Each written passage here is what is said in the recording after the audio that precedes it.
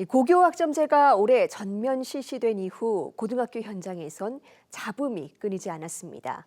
이 교육 현장을 중심으로 개선 요구가 거센 가운데 어제 국가교육위원회가 개선 방안의 윤곽을 공개했는데요. 가장 논란이 됐던 학점 이수 기준을 일부 완화한 건데 학교 현장에선 여전히 우려가 가시지 않고 있습니다. 먼저 영상 보고 오겠습니다.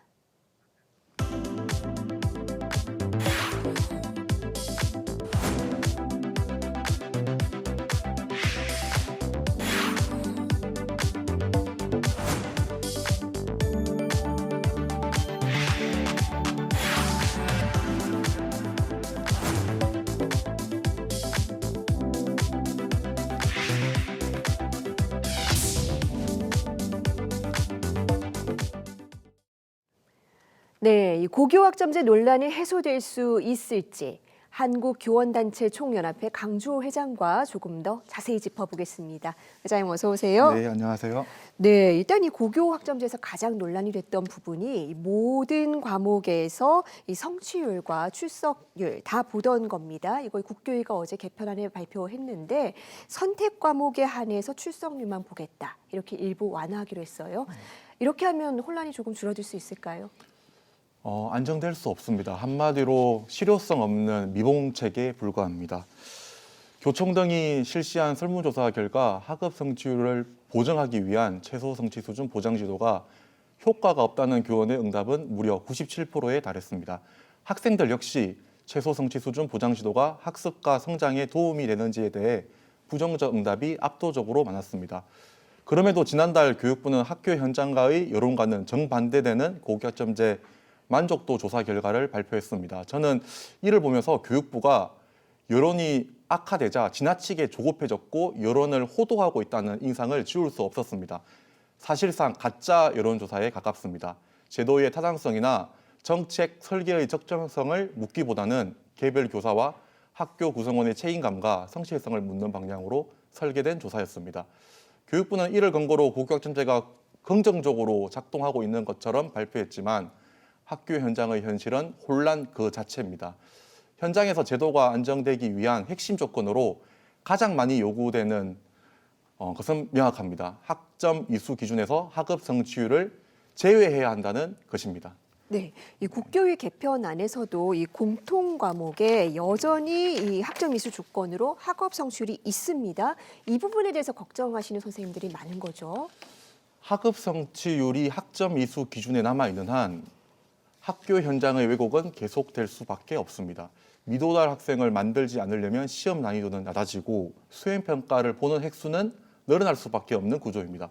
그럼에도 학점을 이수하지 못하는 학생이 발생하면 현실에서는 형식적으로라도 온라인 수업을 이수한 것처럼 처리하는 일이 벌어지고 있습니다. 이는 바람직해서가 아니라 그렇게 하지 않으면 학교가 감당할 수 없는 결과가 나오기 때문입니다. 우리나라에서 고등학교 교육은 사실상 의무교육입니다. 학업 성취율을 미달했다는 이유로 학생을 유급시키는 것이 교육적으로 옳은지 또 사회로 내보내지 못한 채 학교에 붙잡아 두는 것이 책임 있는 선택인지에 대해 현장 교사와 학부모 모두 부정적입니다. 미도달 학생 상당수는 성취 기준을 조금 보완하면 해결될 학생이 아니라 학교에 나와 생활하는 것 자체가 중요하거나 이미 직업 세계로 나아갈 준비를 하고 있는 학생들입니다. 학업 성취율을 유지하는 한 교사들은 평가를 완화하고 보충 지도를 형식적으로 운영할 수밖에 없고 이는 교육의 본질을 훼손합니다. 이런 구조가 지속된다면 공통 과목이 집중된 1학년 담당을 기피하는 현상도 피할 수가 없습니다. 지금의 최소 성취 수준 보장 지도는 책임 교육이 아니라 가짜 책임 교육입니다. 미수 학생은 최성보가 아니라 기초학력 보장이라는 별도의 체계로 지원해야 합니다. 국가는 초등학교 단계부터 기초학력을 책임지는 시스템을 정비해야 하며 유급 논쟁이 아니라 기초학력 책임 시스템의 정상화가 지금 가장 시급한 과제입니다. 네, 그런데 이 학점 이수 기준에서 성취를 완전히 빼버리면 이 기초학력, 최소한의 학력을 보장하겠다라는 이 제도 취지가 좀 흔들리는 거 아니냐 이런 지적도 있는데요. 저는 그런 우려에 대해서 절대적으로 동의할 수가 없습니다. 네. 오히려 정반대라고 봅니다.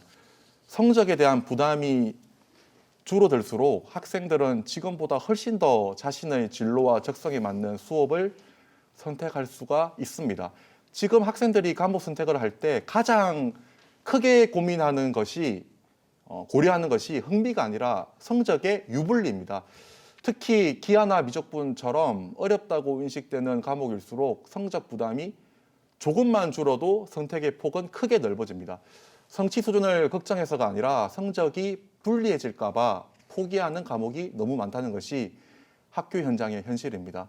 이런 이유로 교총을 비롯한 교원 3단체는 진로 선택 과목과 융합 선택 과목을 절대평가로 환원해야 한다는 주장을 계속해 왔습니다. 2015 개정 교육과정과 달리 현재는 진로 선택과 융합 선택 과목까지 상대 평가로 진행되면서 학생들이 진로나 적성보다 성적 계산을 먼저 할 수밖에 없는 구조가 되어버렸기 때문입니다.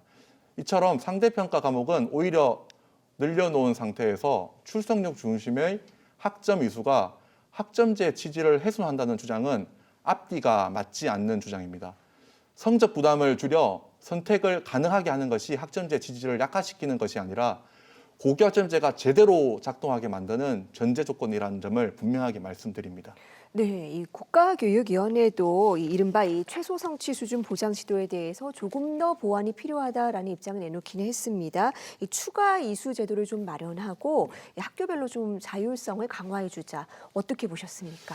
그 제도만으로 하급 성취율 기준을 보장하는 것은 불가능하다고 봅니다. 국가교육위원회가 말하는 후속 조치는 교육부나 시도교육청이 이수 방안을 운영하려 하고는 취지인데요. 그렇게 한다고 해서 학생을 진실된 학업 성취율이 확보될 것이라고 보는 것은 어렵습니다. 미도달 학생을 한 명 한 명 직접 맡아가지고 장기간 개별 지도를 한다면 모르겠습니다.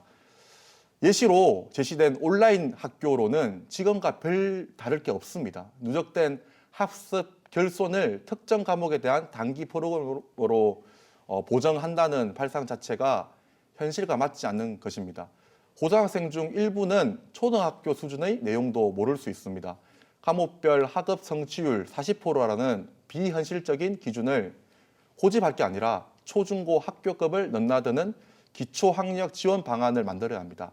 가짜 최성보, 가짜 책임 교육만을 주장하는데 이것은 이제 멈추고요. 학생 한 명 한 명이 현재 자신의 수준보다 조금이라도 성장하도록 지원하는 국가 차원의 기초학력 보장 시스템 확립이 가장 필요합니다. 네, 고교학점제 원래 취지를 제대로 살리기 위해서 이 학교 현장 의견 충분히 들어서 이제 좀 제대로 된 보완책 내놓기를 바라겠습니다. 회장님 오늘 말씀은 시간 관계에서 여기까지 듣겠습니다. 네. 감사합니다. 네, 감사합니다.